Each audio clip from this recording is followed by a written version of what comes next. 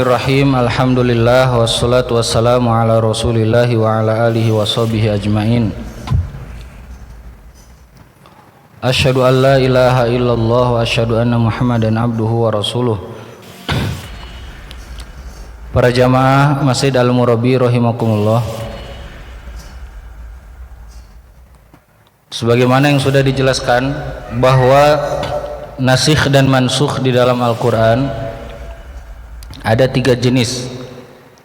Yang pertama tadi sudah 2. Yang pertama yaitu adalah dihapus ayat dan hukumnya. Ayat dan hukumnya. Dalilnya adalah hadis Aisyah radhiyallahu anha terkait saudara sepersusuan. Kemudian yang kedua dihapus hukumnya tapi ayatnya masih ada di dalam Al-Quran. Seperti tadi ayat terkait dengan iddahnya wanita yang ditinggalkan suami karena meninggal.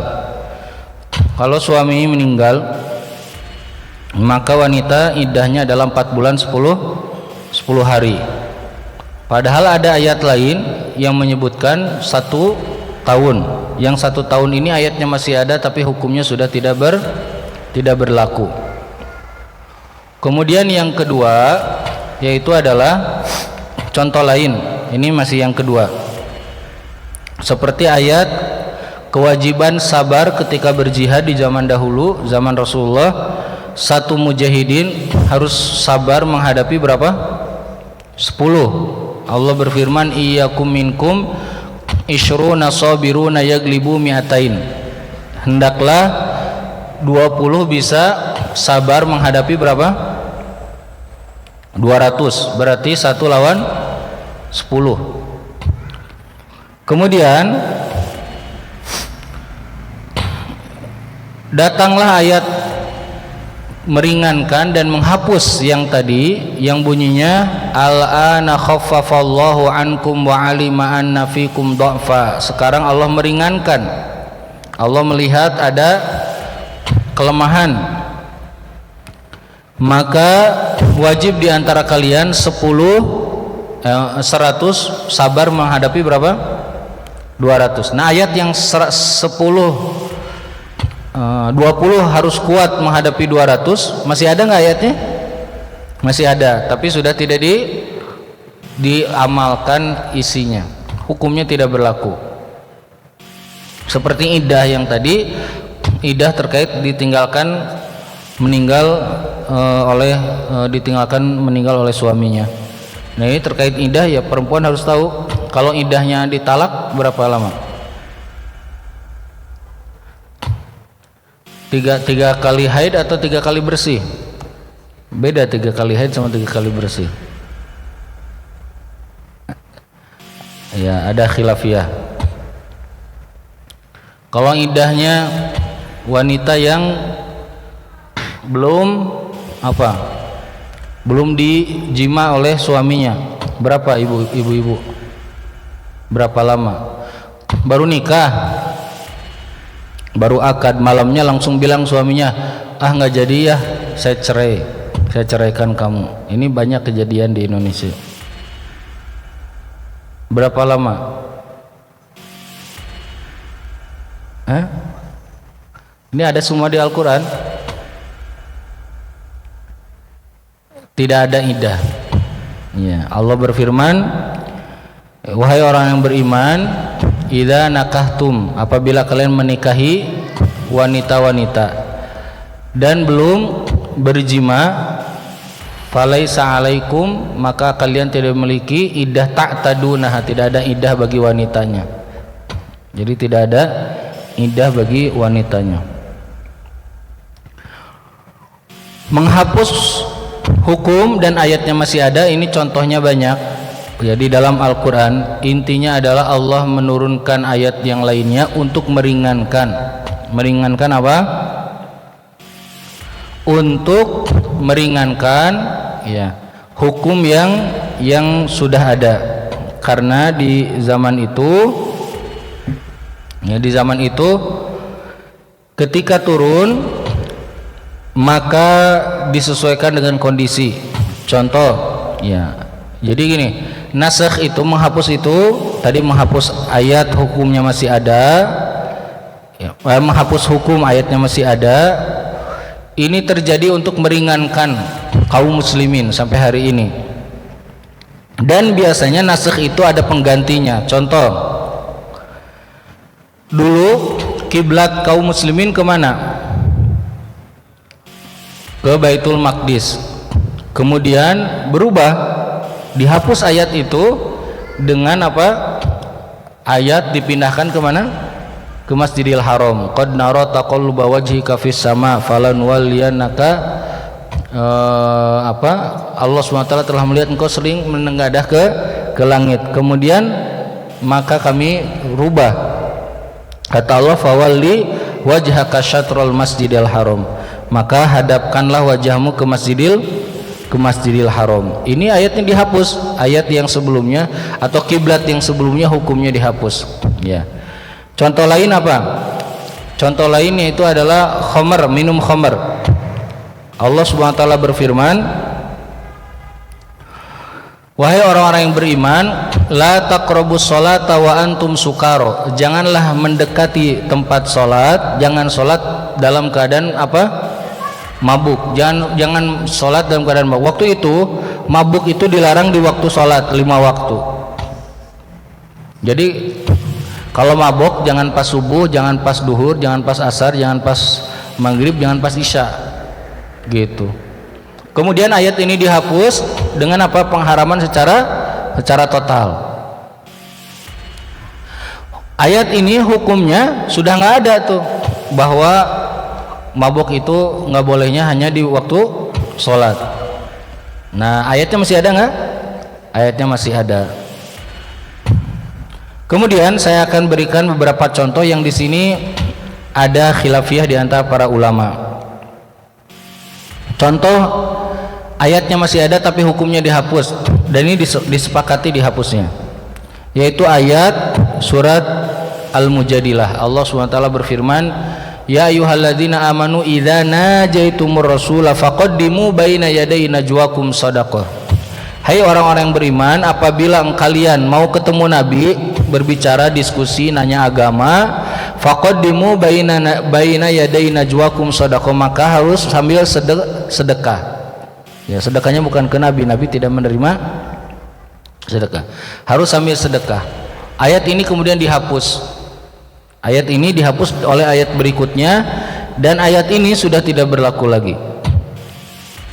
Walaupun para ulama, para salafus saleh, mereka banyak yang mengamalkan untuk mencari keberkahan dari ilmu dengan cara apa? Bersedekah ketika belajar. Bersedekah ketika belajar. Contoh lain, ya, yang ada di dalam Al-Qur'an, ayat-ayat yang dia ini sebetulnya tidak menghapus tapi ada khilafiyah di antara para ulama. Contoh, di Al-Quran ada ayat bunyinya, Bapak Ibu sering mendengar kalau khutbah Jumat, khatib biasanya baca ayat apa?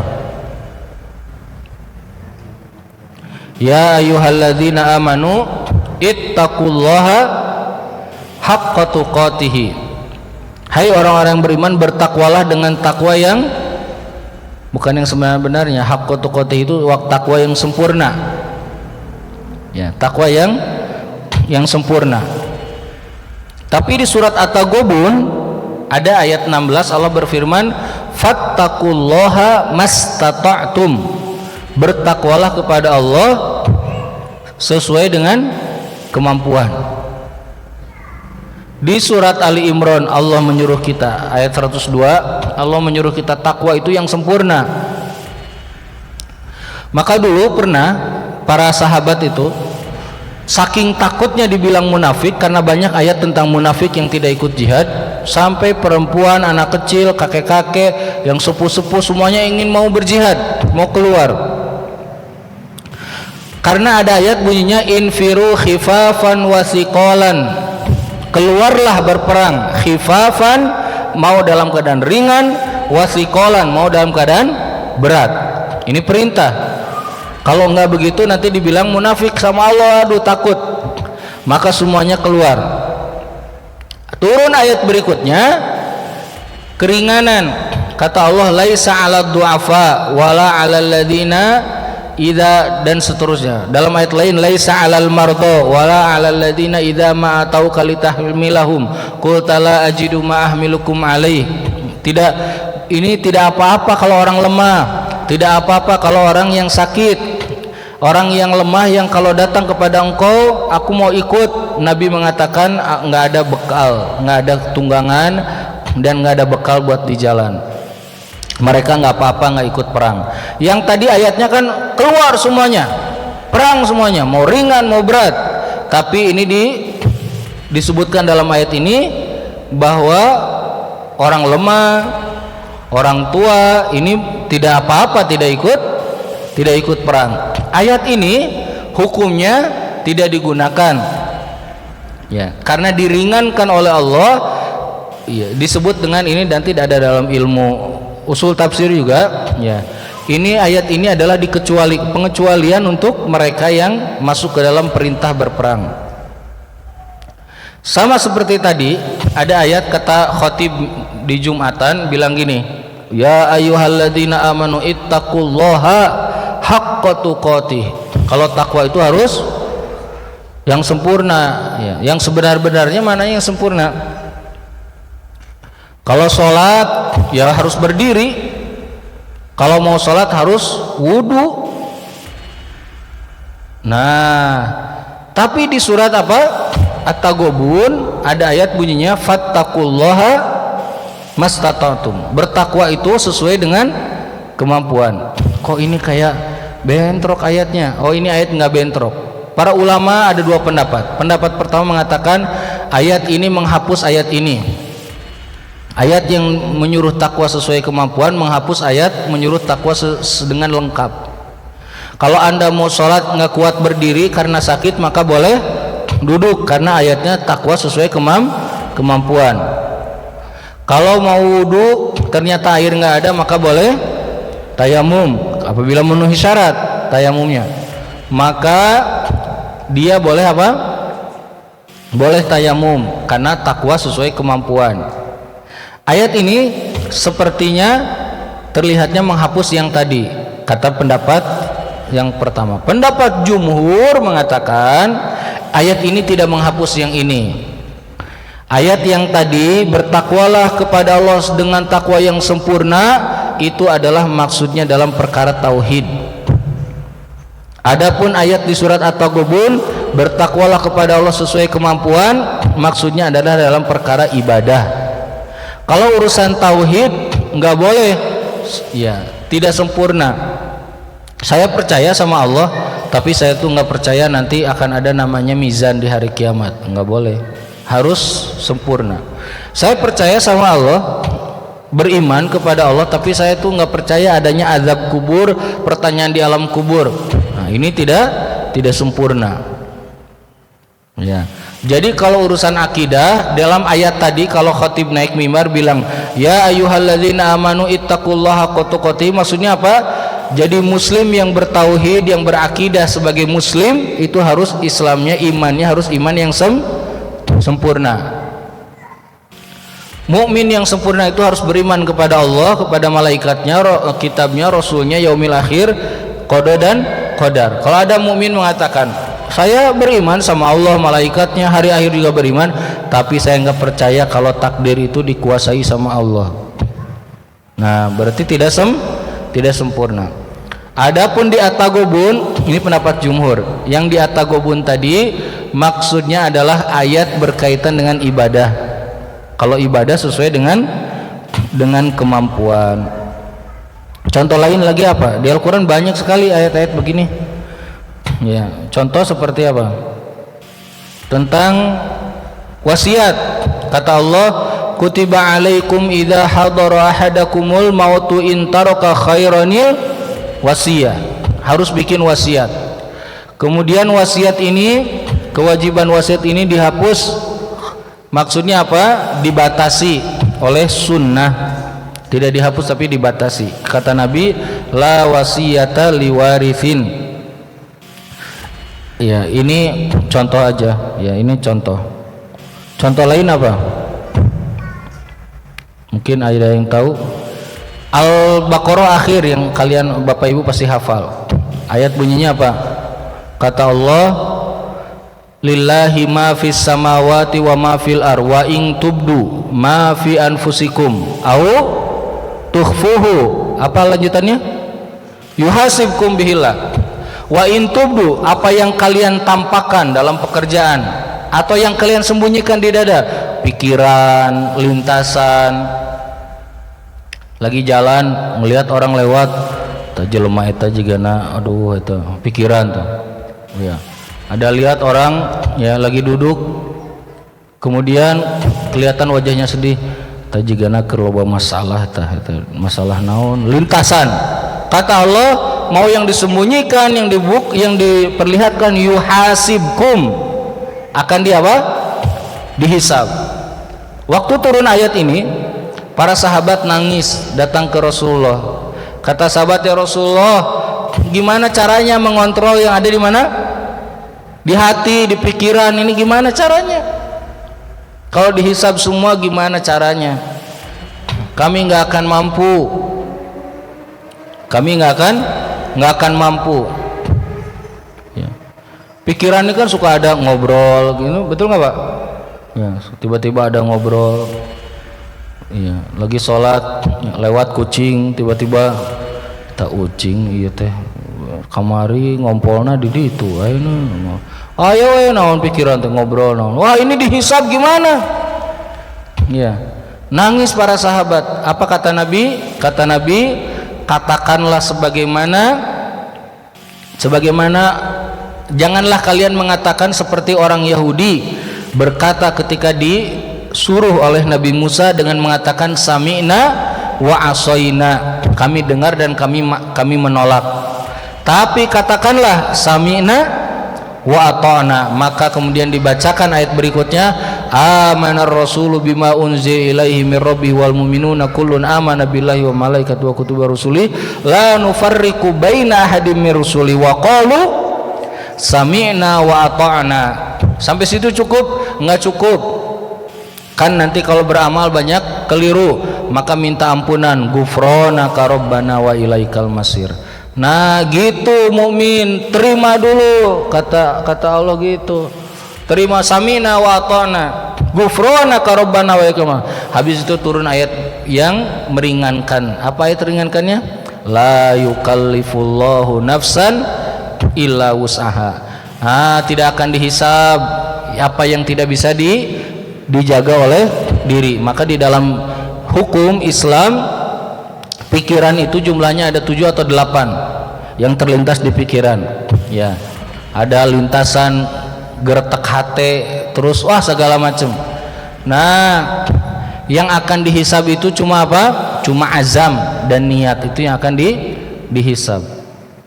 Ya, cuma niat aja yang akan dihisab, yang lainnya tidak akan dihisab. Ya. Nah ini ayat menghapus dan dihapus.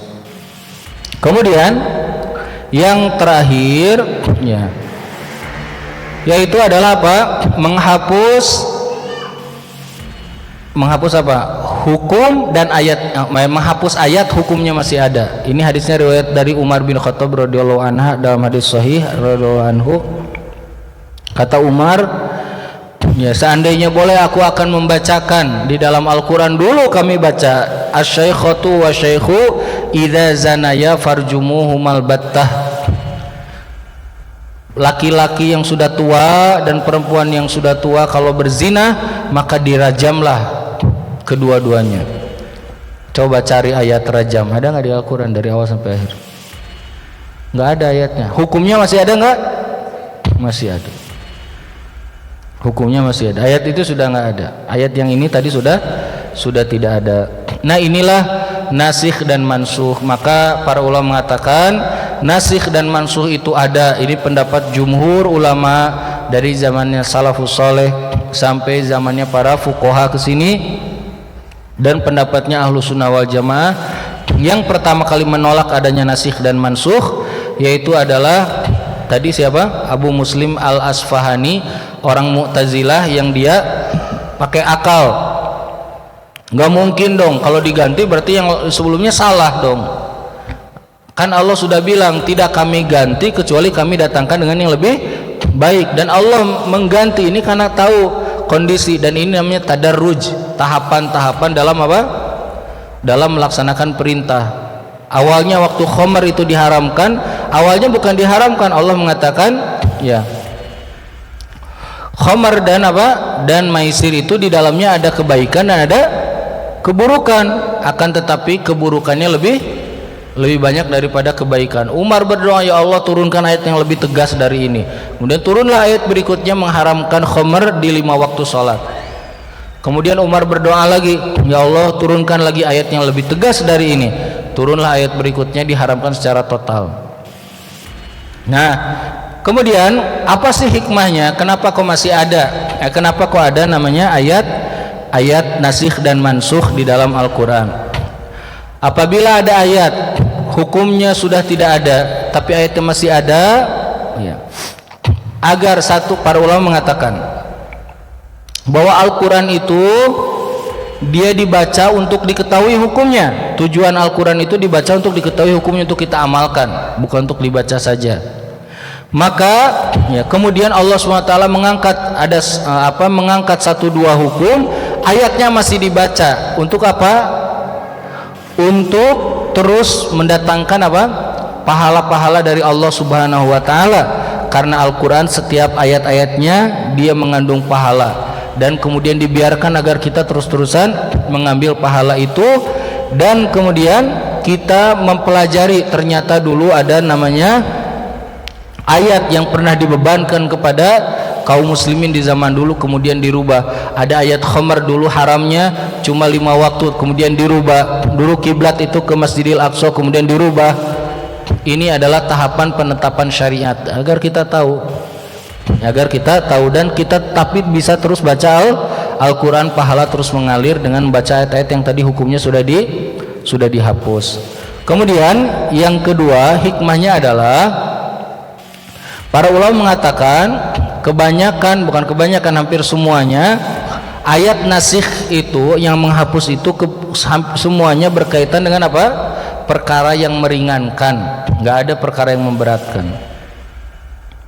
Dihapus dengan sesuatu yang meringankan atau dihapus dengan sesuatu yang lebih baik. Karena kan kata Allah, kami tidak menghapus kecuali mendatangkan dengan yang lebih baik. Seperti apa? Khamar tadinya cuma sekali 2 kali diharamkannya, sekarang total. Ini lebih baik. Ini lebih baik. Nah, inilah kesimpulan ya, ringkasan dari ayat tentang nasikh dan mansukh. Tentunya materinya luas dan saya kira terlalu pusing kalau semuanya didetailkan.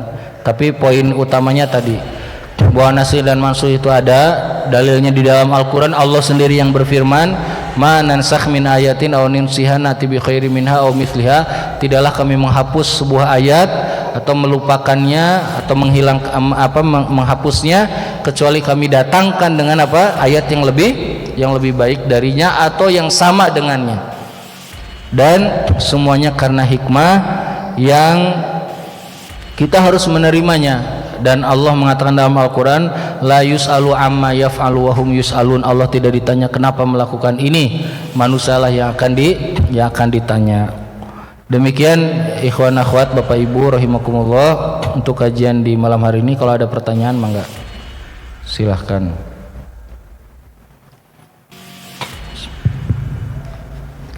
Baik, insyaallah kita akan mulai sesi tanya jawab. Persilahkan kepada bapak-bapak, ibu-ibu sekalian yang ingin bertanya sesuai dengan tema ataupun di luar itu dipersilahkan.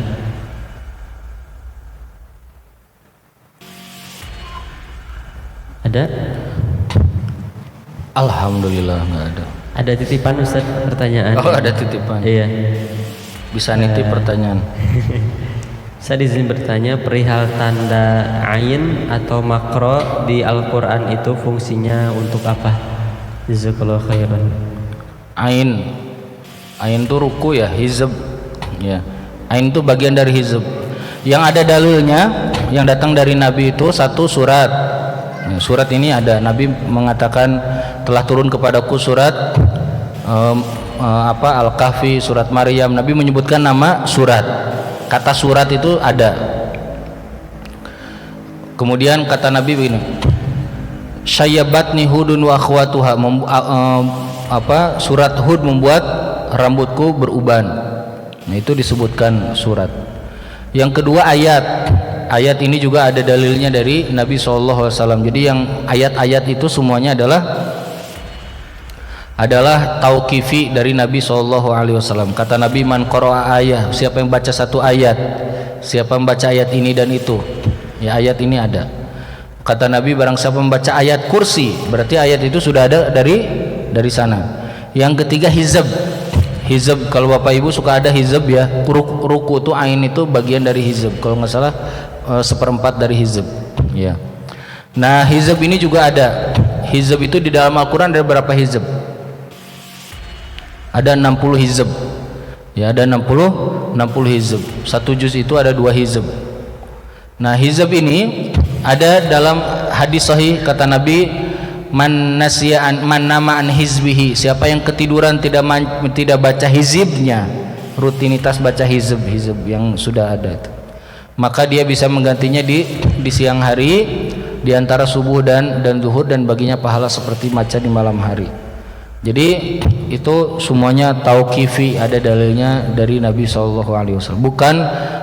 Bukan apa bikinan sahabat, oh ini ayat, nama surat, hizb, ini semua bikinan percetakan, bukan ya. Ini sudah ada dari zaman Rasulullah SAW, yang nanti insya Allah akan ada materi khusus terkait dengan ditulisnya Al-Quran ya, insya Allah nanti kita akan bahas ke situ. Baik, ada lagi? Ada 2 lagi. Bismillahirrahmanirrahim. Assalamualaikum warahmatullahi wabarakatuh. Assalamualaikum warahmatullahi wabarakatuh. Ini saya agak lupa sih ayatnya Ustaz ya, cuman kurang lebih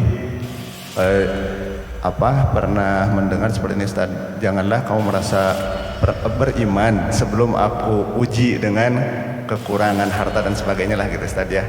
Nah, pertanyaan saya itu apakah memang ini artinya setiap orang yang dinilai sedang beriman itu memang pasti akan merasakan ujian tersebut, dan bagi yang memang dinilai tidak beriman itu akan lepas dari ujian tersebut? Itu aja Ustaz, terima kasih. Iya. Di dalam Al-Quran, orang-orang beriman ya disebutkan di banyak ayat ya, di banyak ayat. Misalnya Allah berfirman, am hasibtum an tutraku walamma ya'lamillahu alladhina jahadu minkum wa ya'lamas sabirin. Apakah kalian mengira akan dibiarkan oleh Allah sedangkan Allah belum tahu siapa maksudnya belum diketahui dari kalian siapa yang sabar dan siapa yang berjihad ya. Kemudian di surat Al-Hajj, surat Al-Anbiya, banyak sekali ayat-ayat yang berkaitan dengan itu, bahwa orang-orang mukmin itu akan diuji oleh Allah Subhanahu wa taala.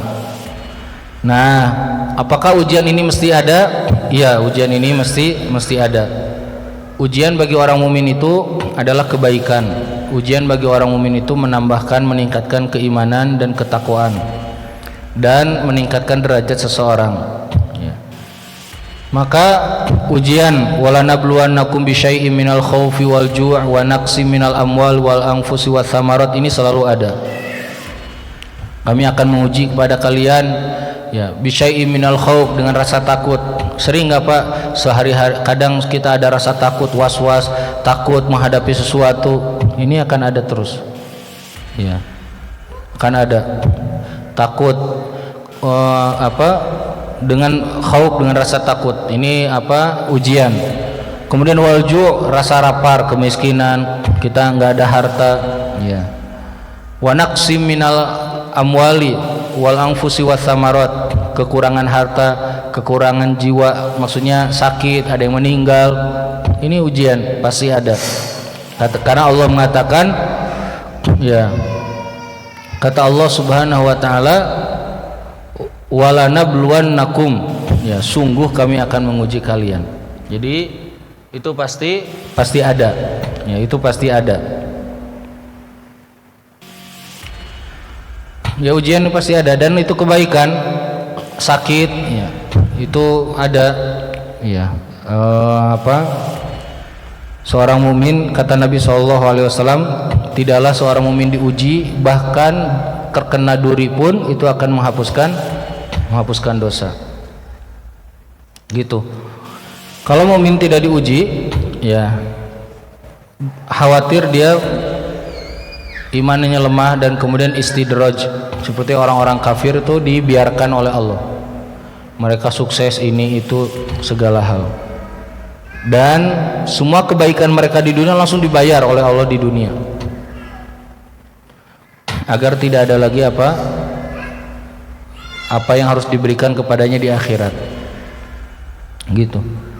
Jadi ayat yang ditanyakan kenapa ada ujian gitu.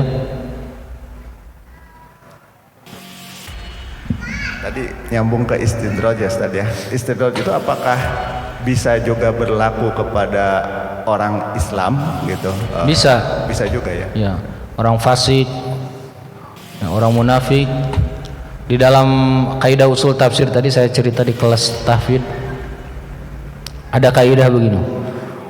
Tidaklah Allah memberikan sesuatu kepada seorang manusia, kepada hamba, jalan yang benar ketika mereka menolak, melainkan akan dikasih yang sebaliknya.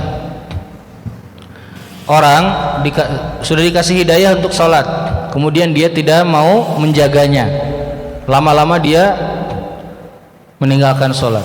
Kapan orang mulai meninggalkan sholat? Dimulai dengan mengakhirkan sholat. Lama-lama meninggalkan sholat, lama-lama tidak suka lagi sholat. Gitu. Nanti akan diberikan sesuatu yang kebalikan daripada itu. Bisa terjadi istidraj, naudzubillah.